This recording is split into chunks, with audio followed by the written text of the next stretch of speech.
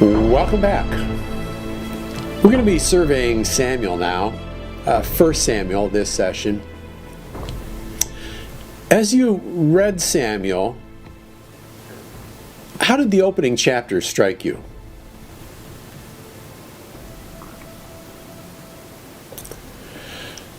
How would you describe the general spiritual climate in Israel?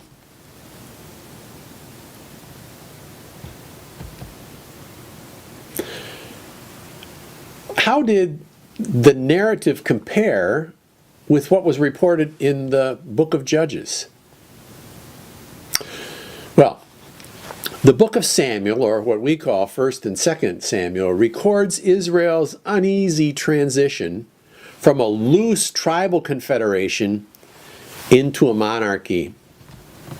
I think reading chapters 8 and 9, it kind of feels like God never meant for there to be a monarchy in Israel, but that he just acquiesces to the people's clamoring to be more like their neighbors, which raises the question, doesn't it? Was kingship a divinely authorized institution or merely a divinely permitted institution? I'll try to identify some key verses, and I'm going to do that in a second, but I like to predicate my choice of key verse on the promise that God made to Abe and Sarah back in Genesis 17, and then to Jake in Genesis 35, that kings will come from you. Kings of people will come from her, Sarah, from your own body. Or the promise made to Judah in Genesis 49 that a scepter would not depart from Judah until he comes to whom it belongs. Or to the nation of Israel in Deuteronomy 17, you shall surely set a king over you whom the Lord your God chooses. So, when God sends Nathan to David with the message of 2 Samuel 7 verses 8 through 16, I think David gets it.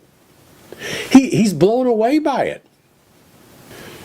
Here's the message that God gives to Nathan to deliver. Now therefore, thus you shall say to my servant David, thus says the Lord of hosts, I took you from the pasture, from following the sheep, that you should be ruler over my people Israel. I've been with you wherever you've gone, and have cut off all your enemies from before you. I'll make you a great name, like the names of the great men who are on the earth. I will also appoint a place for my people Israel, will plant them, that they may live in their own place and not be disturbed again. Nor will the wicked afflict them any more as formerly, even from the day that I commanded judges to be over my people Israel.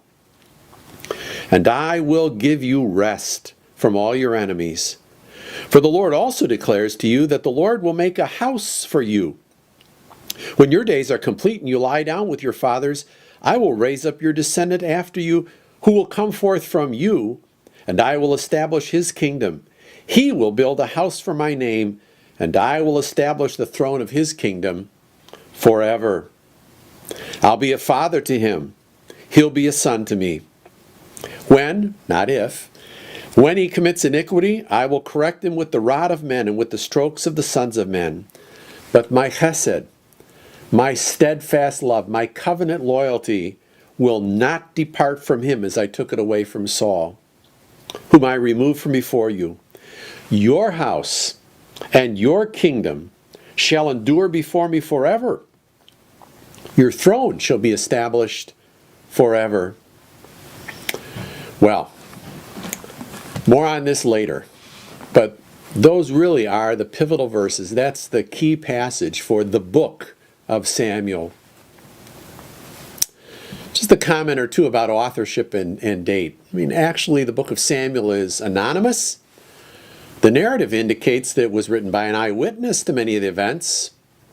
But since Samuel's death is reported at the beginning of 1 Samuel 25, other authors must have been involved besides Samuel. And then, reports like you read in 1 Samuel 27:6 that since Achish gave David the town of Ziklag in the Negev, it has belonged to the kings of Judah to this day, implying that the reportage comes after the division of the kingdom in 930 BC.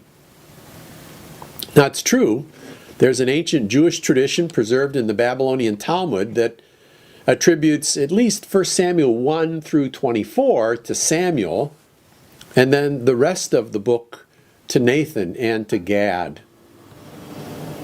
Genre, I don't know that we need to say much about that. I think you recognize by now we're dealing with theological, historical narrative.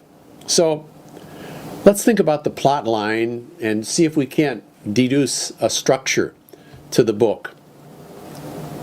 Let's think about the setting and early events of the narrative.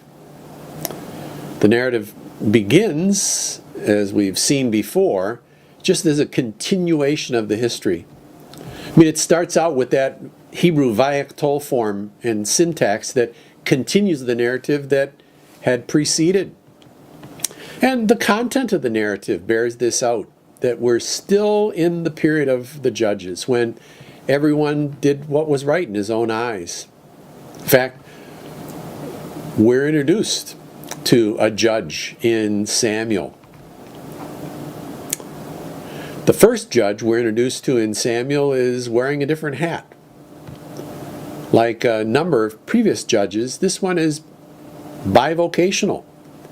We meet Eli with his priest's hat on, but 1 Samuel 4:18 tells us that he'd also been serving as a judge for some 40 years. The Jewish historian Flavius Josephus, a contemporary of Jesus and John, reports in the Antiquity of the Jews that after the death of Samson, Eli, the high priest, presided over Israel.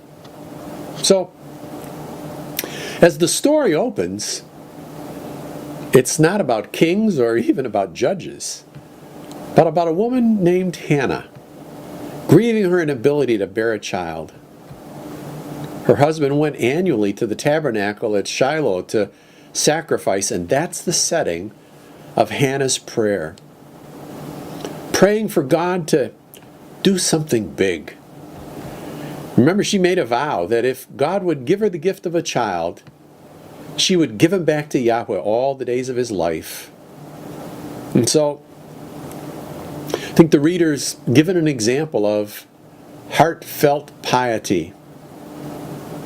At the same time, the reader gets to know Eli and his two wicked sons, all priests.